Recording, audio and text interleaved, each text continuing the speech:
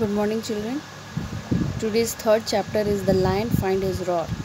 आप जानते होंगे कि आवाज़ किस तरीके की निकालता है शेर, खूब ज़ोर से जो है गड़गड़ाहट की तरह, जिसको बोलते हैं हम रॉर। तो इसमें एक लायन की फैमिली है जिसमें उसका बेटे की बहुत पतली आवाज़ थी and he is unable to roar. तो कैसे उसको अपनी आवाज़ मिलती है ये इसमें देखेंगे। In the jungle there lived a lion family in a den. आप लोग जानते हैं कि जो लायन जिस जगह पे रहते हैं उसको बोलते हैं डेन।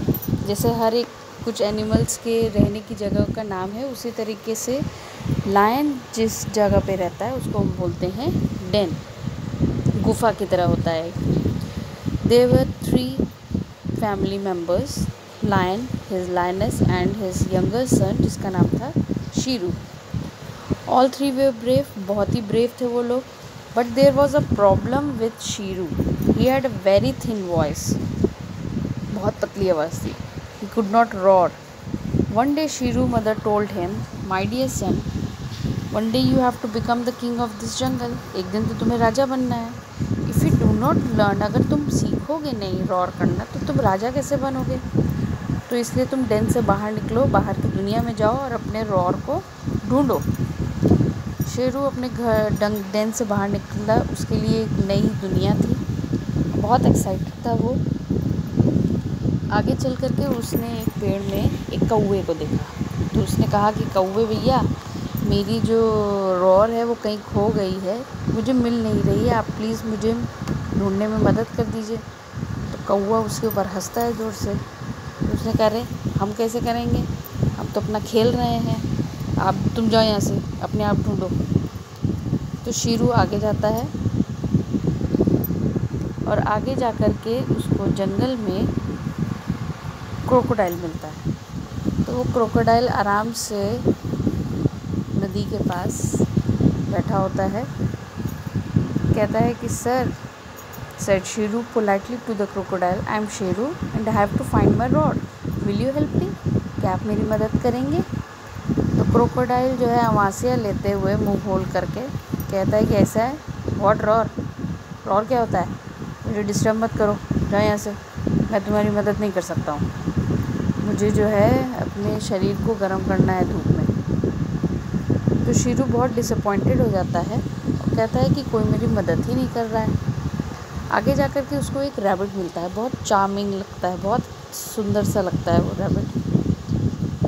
तो रैबिट पहले शीरू को देख के घबरा जाता है और भागने लगता है। तो वो शीरू कहता है कि अरे तुम मुझसे घबराओ नहीं, मैं तुम्हें कुछ नहीं करूँगा, क्या तुम मेरी मदद कर सकते हो, मेरी जो रॉड है वो कहीं खो गई है, मुझे मिल नहीं रही है, तो मुझे उसे ढूंढना है। उसने कहा, हाँ मैं ज़रूर तुम्हारी मदद करूँगा। फिर वो कहता है कि चलो तुम मेरे साथ चलो। All right said Shiru, you remain.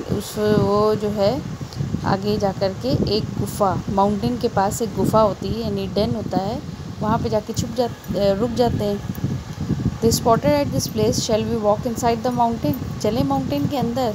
तो शीरू उससे कहता है, तो रैबिट कहता है, प्लीज़ मुझे माफ़ करो, मैं अंदर नहीं जा सकता हूँ, मुझे बहुत डर लग रहा है।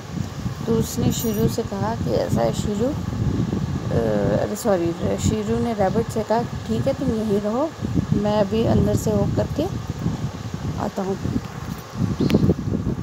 शीरू एंटर किया डेन में। अंदर बहुत अंधेरा था। देवर थॉर्नी बुशेज इनसाइड, मतलब कांटेदार जो थी झाड़ियाँ थी जो उसकी बॉडी में स्क्रैचेस कर रही थी और जिसकी वजह से उसको चोट भी लग रही थी और ब्लड भी निकल रहा था और वो वीक भी हो रहा था। दूसरा, उसे भूख भी लगी थी। In this hour of distress, मतलब ये सब करते समय उसको अपनी माँ की याद आ रही थी और वो सिर्फ अपनी, जैसे हम लोग को जब तकलीफ़ होती है तो ओ माँ, अरे माँ करते हैं ना, इसी तरीके से वो अपनी माँ को आवाज़ दे रहा था। तो उसी आवाज़ में जो है उसकी गड़गड़ाहट निकलती है। व्हाट अ सरप्राइज़, उसकी जो वॉइस थी वो थिन नहीं थी। It was a big rod. Sheru became happy.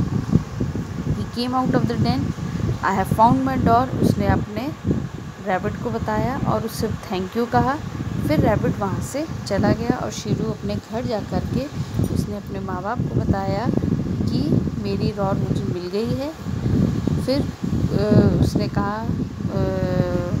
उसके माँ बाप ने कि now you are the son of a lion, every animal in the jungle जो है विल रिस्पेक्ट यू नाउ, तुम्हारी इज़्ज़त करेंगे, and you can be king very easily. ये बात सुन करके शेरू फिर से रॉर करता है।